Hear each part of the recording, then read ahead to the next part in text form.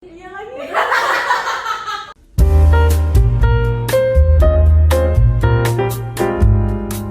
Hi everyone! So, good morning, good evening, or maybe good afternoon from wherever you are. And we're actually from the Values, Ethics, and Professional Attitudes class, and we're actually from group 3. So, my name is Karin. My name is Charlene. And my name is Garcia. And we're going to be discussing about a case. I hope you all are very excited because we're so excited to share you guys our case. So, first things first. Basically, about 2 weeks ago, I had a lot of time on my hand and I was like, let's look up some cases because I kind of want to add knowledge to my brain, you know? So, I found this one case that's actually very interesting to talk about. Should we actually talk about it? So, Let's go. So basically, I'm just gonna give you guys a summary of it, and I kind of want to get some thoughts, what you guys think about it, because I have some thoughts of mine, and I kind of want to make sure with you guys, okay? So not long ago, to be specific, it was actually around this year, but it was around June or July, so maybe 3 months ago. Yeah, 3 months ago. And then this case was actually brought up by the Ministry of BUMN, which is now Erick Thohir, right? Yeah, Erick Thohir. And then they were actually very suspicious about this one. There's actually 2 companies that they were suspecting that they were polishing their cash flow. So then they had a really high income, and that became very sus because they're very infamous regarding this one matter. So what do you guys think about it? Because I had some opinion of my own, and I'm just kind of is that correct of me? Yeah. so I definitely agree that the company is actually having financial distress, but is trying to polish it down, because based on one of the deputy of Minister of BUMN, the company is actually experiencing negative cash flow. Although the income statement shows that they are profitable, but actually, based on the quote from BAE Corporate Valuation Director, they also admit that the company submitted an interim report of 2023 that the company is having that negative cash flow. Oh, okay, that's pretty interesting to know. So actually, I had some thoughts in mind about correlating it to the things that we learned in class. Can you maybe add that to your discussion? Because I don't quite understand. It's not that I don't quite understand. It's just more I want to understand better. Okay, so this case actually reminds me of the teleological approach, because they are very focused on their results rather than the process. They don't care that they are manipulating the income statements in the process, as long as their end result in the income statement is profitable. And specifically the egoism theory, this is very related to the case because they are very prioritizing their own happiness, because by having this positive income statement, they can attract a lot of investors, which is good for them but bad for the investors. Okay, with that point, I have a question actually. Do you guys care more about the process or the output? Because I myself, I really care about the process because I believe that hard work pays off. So what do you guys think?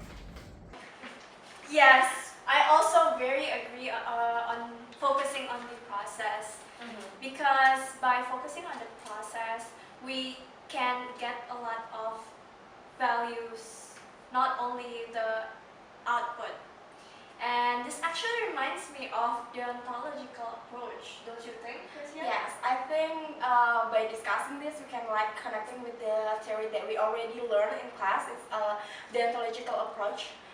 Because this company itself is more focused on the output rather than the process. So I think we can connect it with those theories. Okay, but what do you think about this whole case? What are your thoughts? Okay, so in my opinion, I think we should discuss that the audit process is still ongoing, right?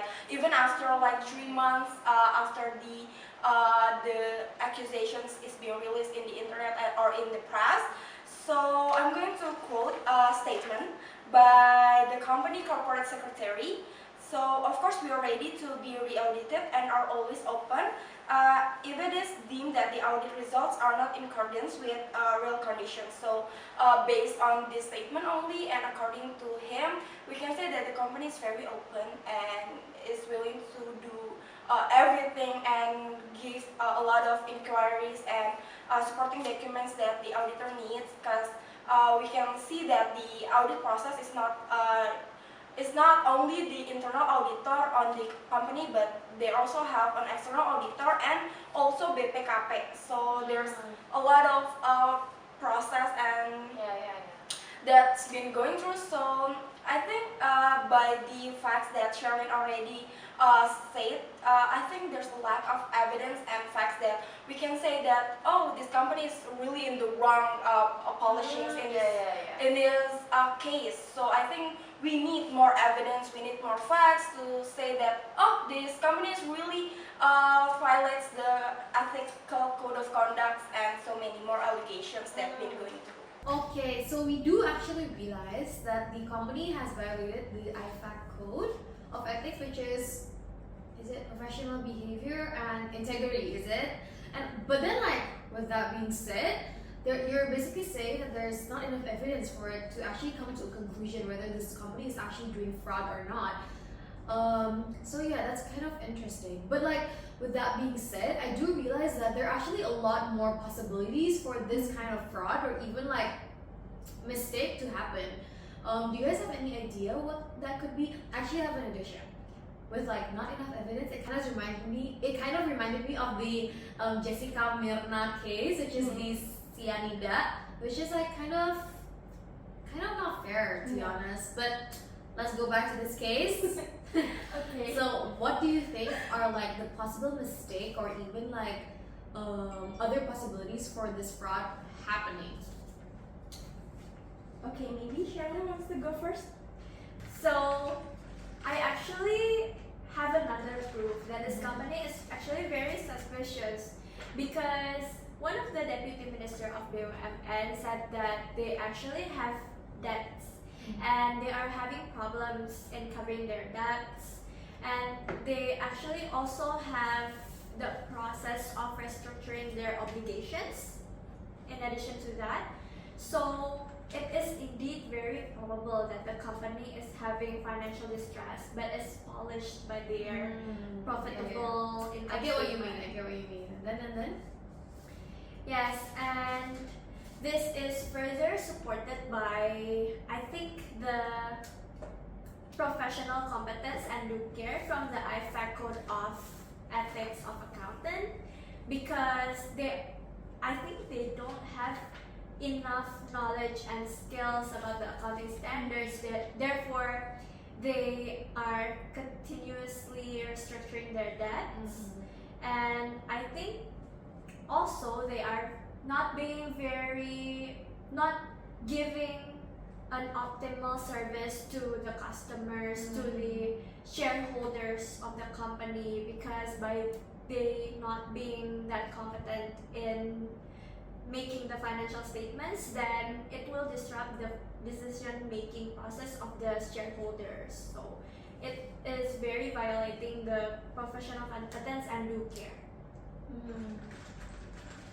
Okay. So how about you? What do you think? First of all, I would like to say that I partially agree with Sherwin to some extent that there's obviously a gap, right, in the accountant's competence and set of skills. But the second fact that I would like to discuss with you guys is that there might be a misinterpretations in accounting policies. So I'm going to quote a statement said by the Deputy Minister of BUMN, that he said that he wants to ensure that the allegations and evidence are in accordance with the financial reports. Because in the context of accounting policies, there are also gaps, as we know, and maybe there's a lot of different interpretations in looking at it's just one financial report. There's a lot of interpretations that people may have. So we cannot deny that there may be the differences in accounting policies, or there may not necessarily be fraud. So at this case, it really needs to be studied by a lot of people from BPKP, from the BUMN itself, the Ministry of BUMN, and the external auditor. So yeah, I think I agree with your opinions that there's obviously a gap because as we know, one of the four standards of ethical conduct, which one of them is competence. So the management accountant must maintain an appropriate level of knowledge and skills in expense with they have to follow the rules, follow the regulations, and follow the standards in Indonesia. So I believe that the accountants in the company, the both company is lack in competence and set of skills. So Okay. So you're saying that there's like misinterpretation because there are different like accounting policies. Yes. And you're saying that it's actually possible because like if you were to see like the past performances of the company, that means that the company is actually having debt restructuring, the company is having a hard time actually paying their debts, right? So with that being said, what I'm actually wondering is that whether this like misinterpretation of accounting policies is something that's regarded as usual or something that's regarded as normal, because maybe that a company is not giving enough training to the employees, or possibly that the companies are not keeping up to date with the government regulations regarding the accounting policies, or reporting, or even recording their transactions. Or could it possibly be a way for them to cover their fraud, or their like way of actually covering their own lies?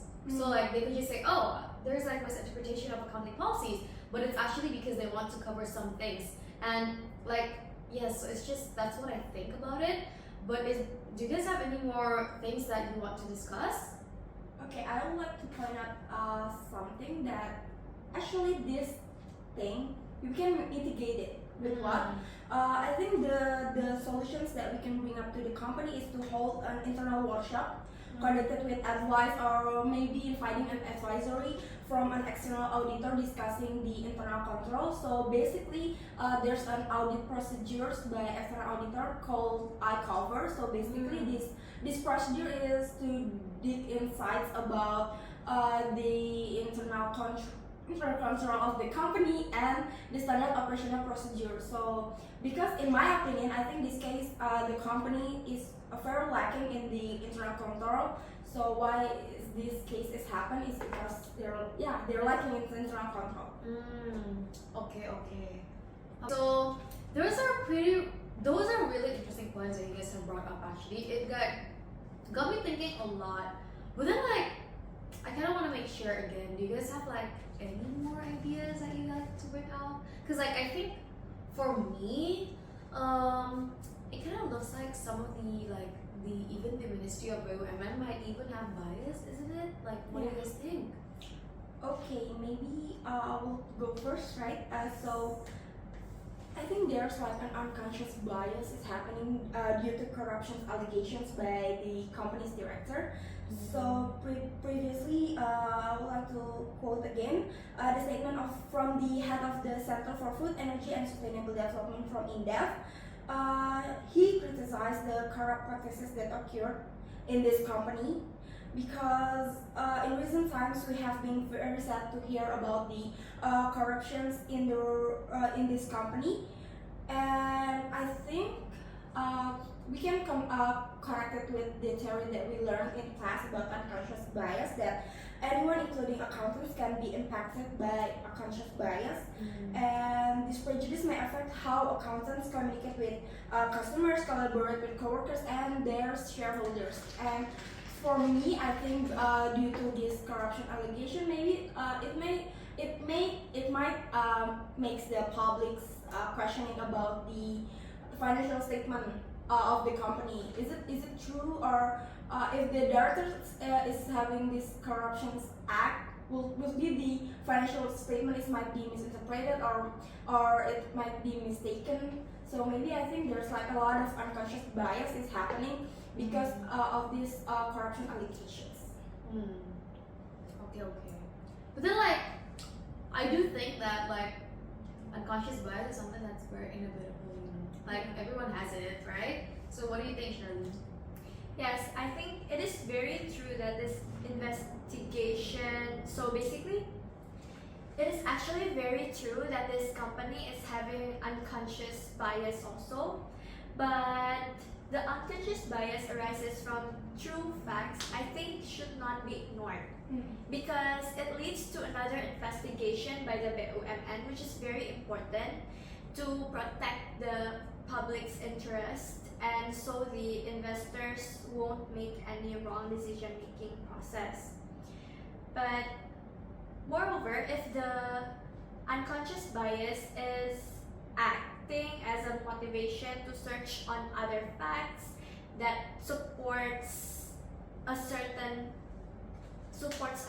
argument that is actually benefiting the public, I think it is very acceptable to have unconscious bias because it leads to a positive result.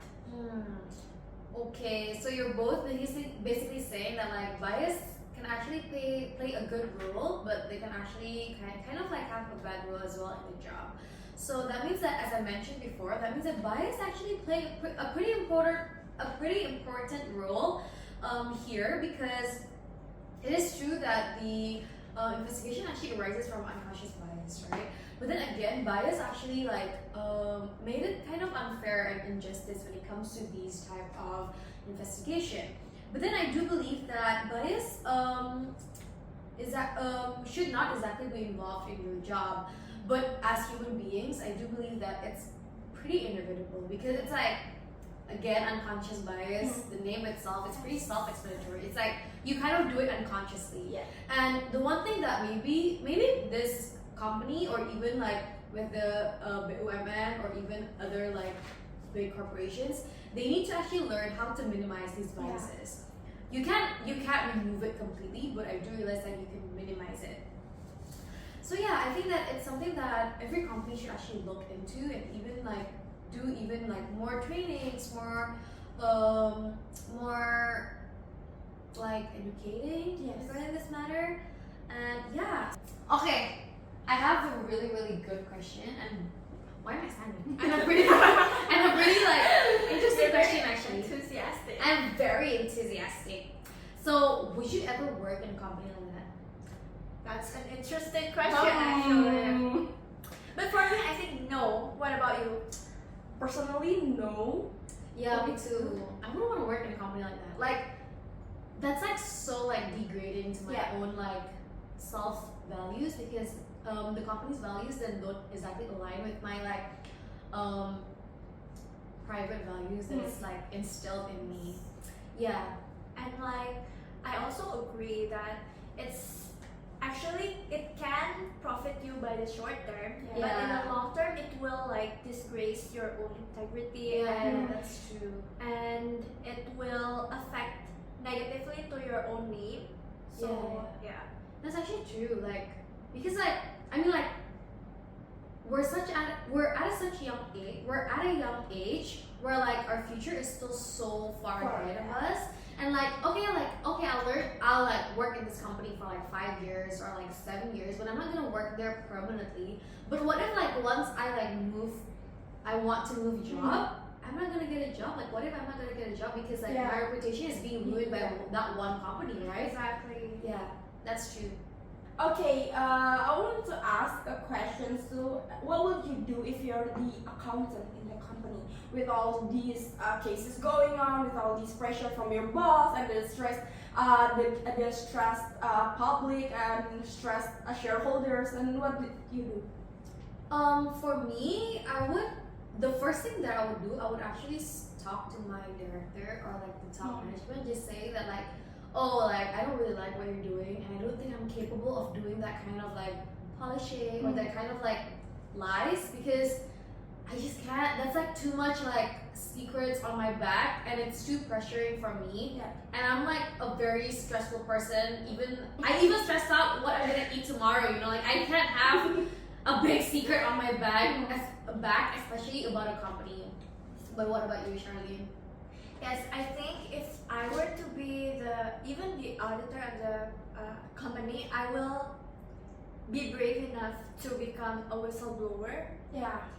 Yes, because I think it takes a great courage and it comes with a lot of risk to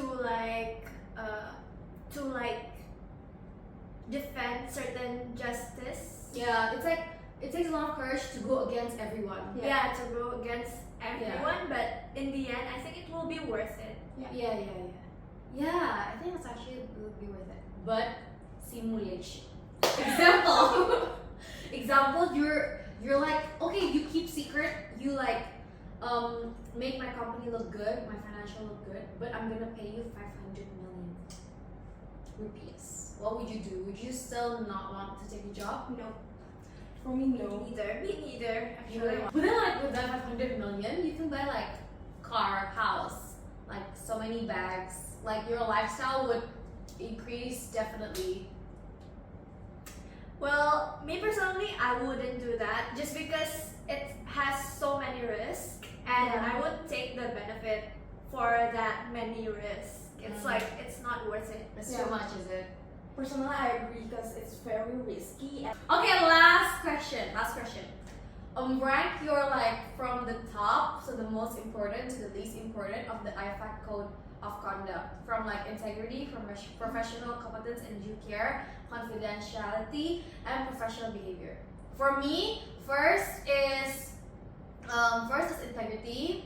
Second is professional behavior, confidentiality, and professional competence and due care. Why is that so? Because like I think integrity is the most important one.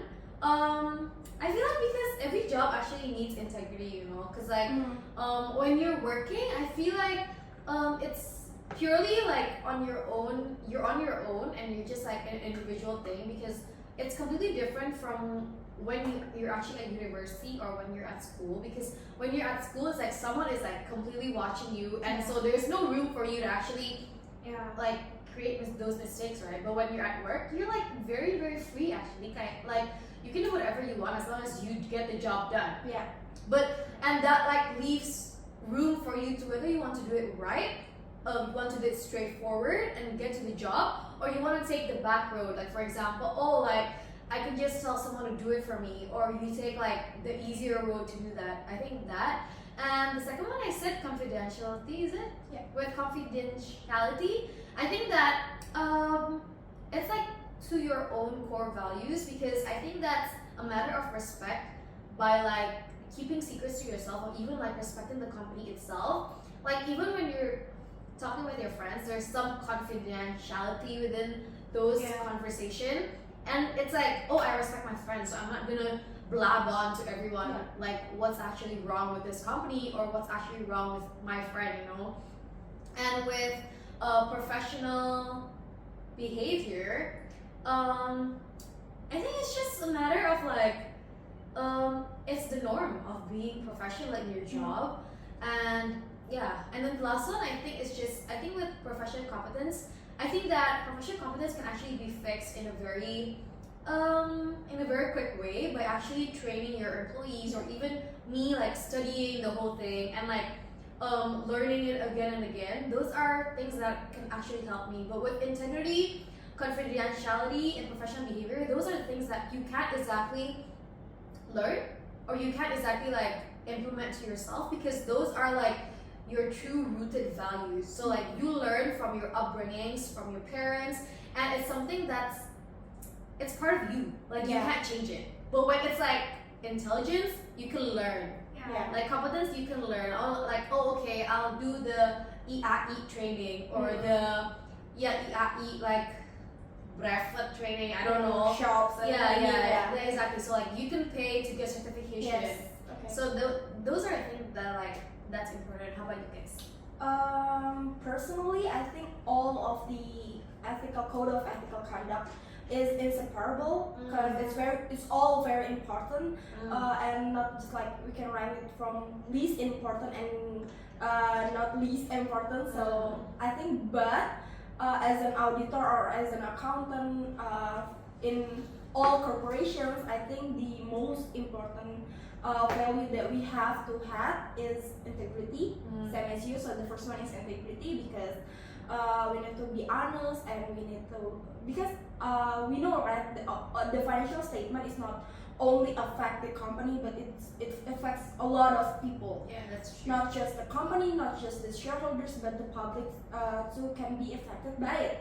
So I think the first one is integrity, and the second one is the professional competence, and the third one is confidentiality. What about you, Sharon? So, in my opinion, I very much agree that the most important value is integrity, because it requires a lot of maturity for you to stand to your own values. And it's very needed in today's world, especially at our Our age, young yeah. age, right? Because we definitely need to like be aware of ourselves and keeping our behavior so that it won't violate any rules and any behaviors that will result in a negative way for other people. Yeah. And the second one, I think, is the most important and also the hardest to implement is objectivity, because I think that especially in today's world that we receive a lot of information and it's very busy today with social media and such, it's very hard for us to stand to our own value without the influence of others and without conflict of interest. And the third one that is very important also is actually professional behavior. It's same as you, right? Yeah, because I think that professional behavior is very important, because we still have to like not being an egoist, like we have to be caring of other people. Selfless. And We have to be we have to be selfless and actually be professional to our job, so that we make sure our job is to serve other people and not ourselves. Okay. Actually, I really agree with your objectivity, because I feel like with like the world that we are in right now, like especially with social media, I feel like people get like, sometimes there's so many like wrong information that's being shared in social media, and I do believe that people are very harsh in social media, especially when it like someone has a different opinion than them. They would like comment some mean words, and also like some even like even hating you, even like threatening you or something in social media. Like social media has such a big influence on us, and I just think that it's completely true that we have to stay objective when it comes to our job as an accountant. But yeah, I think that's completely true, and I totally agree with it, because it's very hard actually, especially like with information being shared a lot. So yeah, I think that's the end of our discussion. It's very nice to be sharing with you guys. Yes, I enjoyed it very much. Yes, we actually have pretty common like minor thoughts, like we have like different things. we have the same train of thoughts that we like to share here. So next time maybe we should talk about the Jessica Mirna case. Yes, Yes, please. because I just watched the documentary in And Netflix. there's a lot of questions mark, right? the ice cold one. Because I feel like the director in the movie kind of like, it was kind of obvious where the director was like leaning towards. Yeah. Like you could really see it. So I would like to talk about it from like different perspectives. Yes, very Yes. looking forward to that. Actually. I hope you guys enjoyed our discussion, and comment down below if you guys want to know more about our case. Like this video so we get a good grade. Yes!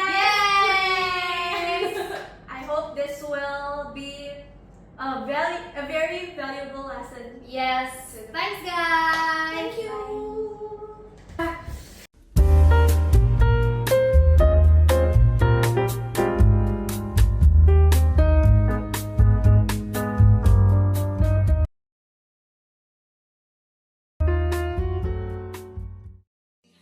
Close Stories, I'm a fool for your love.